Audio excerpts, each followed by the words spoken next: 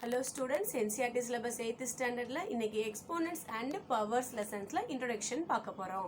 Okay, first வந்து rational number and rational numberல என்ன சொன்னோம்? rational numbersல வந்து ஒவ்வொரு நம்பரும் p by q ன்ற ஃபார்ம்ல இருக்கும். q is not equal to 0 அப்படின்றது வந்து நம்ம படிச்சிருக்கோம். ஓகேவா? அதாவது ஒரு நம்பர் வந்து டினாமினேஷன் வந்து 1 இருக்கும். அதாவது 1 2 3 4 அப்படினு கண்டினியூஸா எழுதணும்னா டினாமினேஷன் வந்து 1 இருக்கும்ன்றது வந்து அண்டர்ஸ்டுட் அப்படின்றத ரேஷனல் நம்பர்ஸ்ல படிச்சிருக்கோம். Squares and square roots, cubes and cubes ரூட்ல ஒவ்வொரு நம்பருக்கும் பவர் இருக்கும்னு சொல்லியிருக்கோம். ஸோ இப்போ இந்த 1 2 3 உடைய பவர் வந்து 1 1 1 1 இதுதான் இது வந்து அண்டர்ஸ்டுட். அதாவது 1 பவர் 1ன்றது வந்து 1, 2 பவர் 1ன்றது வந்து 2, 3 பவர் 1ன்றது வந்து 3.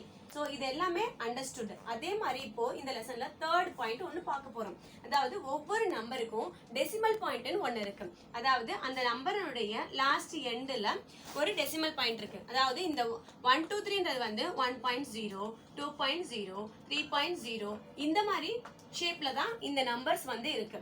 அதாவது 1.0னா என்ன சொல்லுவோம்? 1ன்னு சொல்லிடலாம். 2.0னா என்ன சொல்லலாம்? 2ன்னு சொல்லலாம். அதே மாதிரி 1/1ன்றது வந்து என்ன சொல்லலாம்? 1ன்னு சொல்லலாம். 2/1ன்றது வந்து என்ன சொல்லலாம்? 2ன்னு சொல்லலாம். ஓகே, அதே மாதிரி 1 பவர் 1ன்றது வந்து 1, 2 பவர் 1ன்றது வந்து 2. ஸோ இந்த நம்பர் வந்து ஆக்சுவலுடைய ஷேப் வந்து, அதாவது ஒரு நம்பருக்கு அதனுடைய டினாமினேஷன் வந்து 1 இருக்கு, அதனுடைய பவர் வந்து 1 இருக்கு, அதனுடைய டெசிமல் பாயிண்ட் வந்து அதனுடைய எண்ட் பாயிண்ட்ல இருக்கு. இந்த மூணையும் வந்து நீங்க மைண்ட்ல வச்சுக்கிட்டீங்கன்னா நெக்ஸ்ட் உங்களுக்கு வந்து எப்படி யூட்டிலைஸ் பண்ணியிருக்காங்க இந்த பவர்ஸ் எக்ஸ்போனன்ட்ஸ் அப்படின்ற விஷயம் உங்களுக்கு புரிய ஆரம்பிச்சிடும். ஃபர்ஸ்ட் வந்து நீங்க இந்த மூணை ஃபர்ஸ்ட் அண்டர்ஸ்டாண்ட் பண்ணிக்கிறணும்.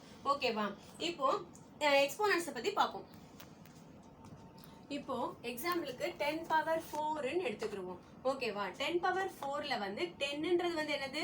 பேஸ். அதாவது இது மேக்ஸ் லாங்குவேஜ் ஒன்றும் இல்லை. 10ன்றது வந்து 10 தான். பட் இந்த ஃபார்ம்ல இருக்கு இல்லையா, அதுக்கு வந்து மேக்ஸ்ல என்ன சொல்றாங்க? இதை 10 வந்து பேஸ்ன்னு சொல்றாங்க. இது பவர். இந்த பவர் என்ன சொல்றாங்க? எக்ஸ்போனன்ட்ஸ்ன்னு சொல்றாங்க. ஓகேவா? ஜஸ்ட் இது ஒரு ஒன் ஆஃப் தி லாங்குவேஜ்ன்ற மாதிரியே நீங்க மைண்ட்ல வச்சுக்கிட்டீங்கன்னா ஈஸியா போயிடும். ஓகே, இப்போ வந்து இது 10 பவர் 4ன்றது வந்து உங்களுக்கு தெரியும். இந்த 10 பவர் 4 எக்ஸ்போனன்ட்ஸ் வந்து, அதாவது இந்த 10 வந்து 4 டைம்ஸ் வரும் அப்படின்றது தான் இதை எக்ஸ்பிளைன் பண்ணியிருக்கு. 10 மல்டிபிள் 10 மல்டிபிள் 10 மல்டிபிள் 10. ஓகேவா? இதுதான் 10 பவர் 4. Okay, equal to 10,000. எல்லாமே சேம் வேல்யூ. அதாவது 10,000 சொல்லலாம், 10 மல்டிபிள் 10 மல்டிபிள் 10 மல்டிபிள்னு சொல்லலாம். ஓகே, 10 பவர் 4ன்னு சொல்லலாம். ஓகேவா? இதே மாதிரி இப்போ வந்து இதுல வந்து பாசிட்டிவ் எக்ஸ்போனன்ட்ஸ், நெகட்டிவ் எக்ஸ்போனன்ட்ஸ் சொல்லி ரெண்டு எக்ஸ்போனன்ட்ஸ் இருக்கு. இதே 10 பவர் -4னா என்னது? இது நெகட்டிவ் எக்ஸ்போனன்ட்ஸ். ஸோ இது 1/10 மல்டிபிள் 1/10 மல்டிபிள் 1/10 மல்டிபிள் 1/10 இதுக்கு ஈக்குவல் தான் இது. அதே மாதிரி இங்க 1/10,000 இதுதான். இது எல்லாமே ஈக்குவல். ஓகேவா? ஸோ இது நெகட்டிவ் எக்ஸ்போனன்ட்ஸ். எக்ஸ்போனன்ட்ஸ் அதாவது பவர் வந்து மைனஸ்ல வந்துச்சுன்னா இந்த பேஸ் வந்து டினாமினேட்டருக்கு வந்துடும். ஓகேவா? ஸோ 1/10 ஆயிடுச்சு. 1/10 இது மாதிரி வர்றது தான் நெகட்டிவ் எக்ஸ்போனன்ட்ஸுடைய விரிவாக்கம். ஓகே, இப்போ வந்து லாஸ் பார்ப்போம். அதாவது எக்ஸ்போனன்ட்ஸ் அண்ட் பவர்ஸ்னுடைய லாஸ் ஒரு 6 லாஸ் இருக்கு. அந்த ரூல்ஸ் படி நம்ம இப்போ எப்படிலாம் சம் போட போறோம் அப்படின்றத பார்க்கறது முன்னாடி அந்த லாஸ் எப்படி இருக்கு அப்படின்றத பார்க்க போறோம். ஃபர்ஸ்ட் லால என்ன சொல்றாங்க? a power m multiple a power n equal to a power m plus n. ஓகேவா? இப்போ நீங்க இதை வந்து இந்த லா மாதிரி பார்த்தீங்கன்னா இது என்னமோ சொல்லிருக்காங்களே, a power m multiple a power n equal to m plus n அப்படின்னு சொல்லுவாங்க. ஓகே, இதுவே நீங்க ஒரு நம்பரை வச்சு யூட்டிலைஸ் பண்ணி பாருங்க, இந்த சம் கரெக்டா, அதாவது இந்த லா கரெக்டா அப்படின்றத உங்களுக்கு மைண்டுக்கு கொண்டு வரலாம். ஓகே, ஒரு எக்ஸாம்பிளுக்கு இப்போ 2 பவர் 3ன்னு எடுத்துக்கிடுவோம். மல்டிபிள் 2 பவர் 2ன்னு எடுத்துக்கிடுவோம். ஓகேவா? இது a பவர் m, இது a பவர் n. ஓகேவா? ஸோ ஏன்றது வந்து 2 இங்க சேமா இருக்கா, பவர் வந்து m பிளஸ் n. ஓகே, இப்போ பாருங்க a plus m plus n வந்து 2 power 3 plus 2 equal to 2 power 5 வருமா? 2 பவர் 5ன்றது வந்து ரைட்டா அப்படின்னு ப்ரூஃப் பண்ண போறோம். ஸோ 2 பவர் 3ன்றது வந்து என்னது? 2 மல்டிபிள் 2 மல்டிபிள் 2. 2 பவர் 2ன்றது வந்து என்னது? 2 டைம்ஸ் 2 வந்து மல்டிபிள் ஆகும். ஸோ ஓகே, இப்போ 1 1 1 1 1. ஓகேவா? 5 இருக்கு. So 2 power 5. இதைத்தான் இவங்க வந்து இது மாதிரி நீங்க ஒவ்வொரு தடவையும் பண்ணி பார்க்கறத விட இந்த ஃபார்முலாவை யூஸ் பண்ணுங்க. பேஸ் ரெண்டும் சமமா இருந்து பவர்ஸ் மாறுச்சுன்னா அதை வந்து பவர்ஸை மட்டும் ஆட் பண்ணிக்கிட்டா போதுமானது. மல்டிபிள்ல இருக்கிறப்ப, அதாவது இது மல்டிபிள் சிம்பிள்ல இருக்கிறப்ப 3 கண்டிஷன், 2 கண்டிஷன். ஃபர்ஸ்ட் பேஸ் வந்து ரெண்டுமே ஈக்குவலா இருக்கணும், இது மல்டிபிள் சிம்பிள்ல இருக்கணும். இது ரெண்டும் இருந்துச்சுன்னா இந்த பவர்ஸை ஆட் பண்ணிக்கிறணும். இதுதான் ஃபர்ஸ்ட் லா. ஓகே, இப்போ second law. a power m by a power n, அதாவது இப்போ டிவைட்ல சொல்றாங்க. சோ சேம் பேஸ், பவர் மட்டும் சேஞ்ச் ஆகுது, பட் சிம்பிள் என்ன வந்திருக்கு, ரெண்டுக்கு நடுவுல டிவைட் சிம்பிள் வந்திருக்கு. சோ இப்படி சொல்லியிருப்பாங்க, அப்படி இல்லைன்னா சம்ல இது மாதிரியும் சொல்லியிருப்பாங்க. ஓகேவா, ரெண்டுமே சமம் தான். ஓகே, இதுக்கு ஆன்சர் எப்படி வரும், a power m minus n, ரெண்டு பவரையும் மைனஸ் பண்ணினீங்கன்னா உங்களுக்கு ஆன்சர் கிடைச்சிரும் அப்படின்னு சொல்றாங்க. ஓகே, இதை நம்ம எக்ஸாம்பிள் வச்சு கரெக்டான்னு செக் பண்ணி வச்சுக்கிருவோம். ஓகே, இப்போ 2 பவர் 4ன்னு வச்சுக்கிருவோம், இது 2 பவர் 2ன்னு வச்சுக்கிருவோம். இப்போ பாருங்க, 2 பவர் 4னா 2 வந்து 4 டைம்ஸ் வந்து போடணும். இங்க வந்து 2 பவர் 2 அப்படின்னா 2 டைம்ஸ் 2 வரும். ஓகே, இப்போ இந்த 2 கேன்சல் ஆயிடுச்சு. So 2 power 2. பட் ஃபார்முலா படி பாருங்க, 2 power 4 minus 2 equal to 2 power 2. ஓகேவா, ஸோ ஃபார்முலா படியும் நம்ம ஆஸ் யூஷுவல் எப்பயுமே சாதாரணமாக போகிறபடியும் சமமாக இருக்கு. ஸோ ஃபார்முலா யூஸ் பண்ணி நம்ம ஈஸியாக செய்கிறது தான் நம்மளுடைய புத்திசாலித்தனம். ஓகே, இப்போ தேர்ட் ஃபார்முலா. தேர்ட்ல என்ன சொல்றாங்க, a power m power of n, the whole power, அதாவது a பவர் m உடைய ஹோல் பவர் வந்து என்ன அப்படின்றாங்க. அதுக்கு என்ன ஆன்சர் சொல்றாங்க, இதையும் மல்டிபிள் பண்ணிக்கோங்க, அதாவது m இன்டு n a பவர் mn அப்படின்னு சொல்றாங்க. ஓகேவா, சோ இதை நம்ம ப்ரூஃப் பண்ணி பார்த்துக்கோமா. இப்போ 2 பவர் 2 the whole பவர் 3 இருக்குன்னு வச்சுக்கிருவோம். இப்போ நம்ம படி எப்படி செய்வோம், 2 பவர் 2, ஓகேவா, the whole பவர் 3 ஆயிருமா. சோ இந்த ஜோடிவே 3 டைம்ஸ் வரும். 2 பவர் 2 1 டைம், அடுத்து 2 டைம், அடுத்து 3 டைம். ஓகேவா, சோ 6 1 2 3 4 5 6. சோ 2 பவர் 6 நம்மளுக்கு ஆன்சர் வருமா. ஓகே, இப்போ ஃபார்முலா படி 2 மல்டிபிள் 3, சோ 2 பவர் 6. ஓகேவா, சோ இந்த 2 பவர் 6 எப்படி வந்துச்சு, அதாவது m பிளஸ் n எப்படி வந்துச்சு அப்படின்றத நம்ம ப்ரூஃப் பண்ணிட்டோமா. சோ இது மாதிரி இதை இப்போ மைண்ட்ல வச்சுக்கலாம் ஈஸியா. So a power m the whole power nனா m-ஐயும் n-ஐயும் மல்டிபிள் பண்ணிட்டோம்னா a பவர் mn.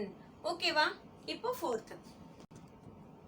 இப்போ வந்து ஃபோர்த்ல வந்து என்ன சொல்றாங்கன்னா, a power m multiple b power m, அதாவது பேஸ் வந்து சேஞ்ச் ஆயிடுச்சு, எக்ஸ்போனன்ட்ஸ் வந்து சேமா இருக்கு அப்படின்றப்ப இதையும் மல்டிபிள் பண்ணி, அதாவது ab பண்ணி இதை ரெண்டையும் காமனா பண்ணியிருக்காங்க, ab பவர் m அப்படின்னு சொல்லிட்டாங்க. ஓகேவா, இப்போ நம்ம திரும்பவும் நம்மளுடைய ஆஸ் யூஷுவல் படியேவும் 2 பவர் 3 மல்டிபிள்.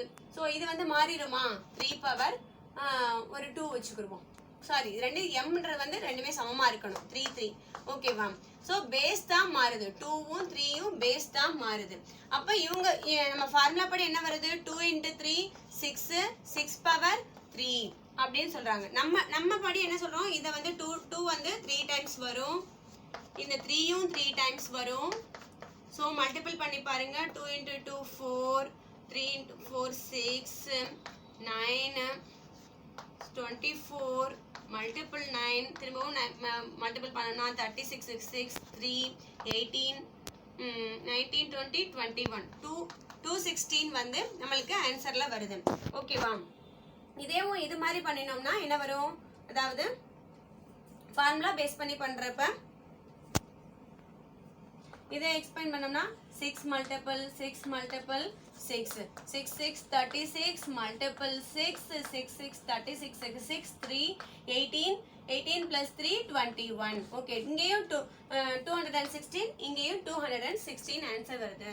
ஸோ அதாவது பேஸ் வந்து சேஞ்ச் ஆயிடுச்சு, பவர்ஸ் வந்து சேமா இருக்கு அப்படின்றப்ப பேஸ் ரெண்டையும் மல்டிபிள் பண்ணி பவரை மட்டும் சிங்கிளா போட்டுக்கலாம். ஸோ ஏபி பவர் m அப்படின்னு காமனா அந்த பவரை வந்து காமனா வச்சுக்கிறோம், இதை ரெண்டையும் பேஸ் ரெண்டையும் மல்டிபிள் பண்ணிக்கிறோம், இதனால இதனுடைய வேல்யூ வந்து மாறாது அப்படின்றத நம்ம இந்த ஒரு நம்பரை வச்சு ப்ரூஃப் பண்ணி பார்த்துக்கிட்டோம்.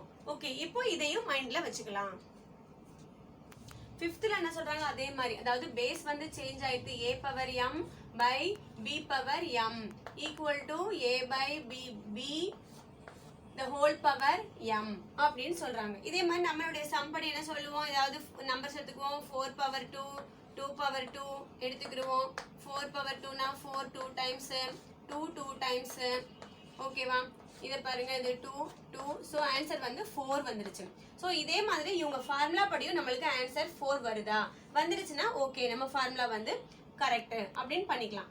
ஓகேவா, இப்போ பாருங்க 4 என்ன சொல்றாங்க, 4ஐயும் 2ஐயும் மட்டும் எடுத்துக்கிட்டு, அதாவது a by b the whole power இந்த m mன்றது வந்து 2 அப்படின்ட்டாங்க. ஓகேவா, ஸோ இதை மட்டும் அடிச்சிட்டோம்னா 2. ஸோ 2 பவர் 2ன்றது வந்து நம்மளுக்கு ஆன்சர் வருது. ஸோ 2 பவர் 2ன்றது வந்து 4. ஓகேவா, so a power m by b power m equal to a by b the whole power m அப்படின்றது கரெக்டான ஆன்சர் தான். இது அதாவது 4 பவர் 2 2 பை 2 நம்மளுடைய எக்ஸ்போனன்ஸ் படி இது மாதிரி 2 தடவை மல்டிபிள் பண்ணியிருக்கோம், பண்ணி 4 ஆன்சர் வந்திருக்கு. இவங்க ஃபார்முலா படி பார்த்தாலும் 4 தான் ஆன்சர் வந்திருக்கு. ஸோ இனி வந்து இந்த ஃபார்முலா வந்து நம்ம மைண்ட்ல வச்சுக்கிறது ஈஸியா இருக்கும்.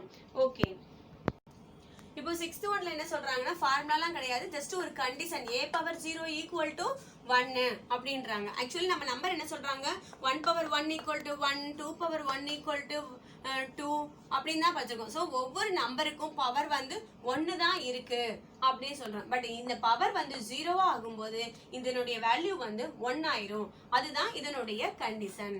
ஓகேவா, so a power 0 equal to 1. Suppose இந்த 1 பவர் 0 ஆயிரும், 1 பவர் 0 வேல்யூ என்ன அப்படின்னு கேட்டாங்கன்னா என்னது, ஆன்சர் வந்து 1. 2 பவர் 0 வேல்யூ என்னது அப்படின்னா ஆன்சர் 1.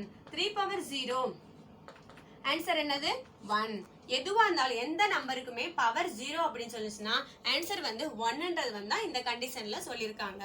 ஆக்சுவலி நம்மளுடைய ஸ்டாண்டர்டா எப்படி இருக்கு, 1 பவர்னா 1, 2 பவர்னா 2 பவர் 1, 3னா 3 பவர் 1. இது மாதிரி தான் நம்மளுக்கு ஸ்டாண்டர்டா ஒரு நம்பர் இருக்கு.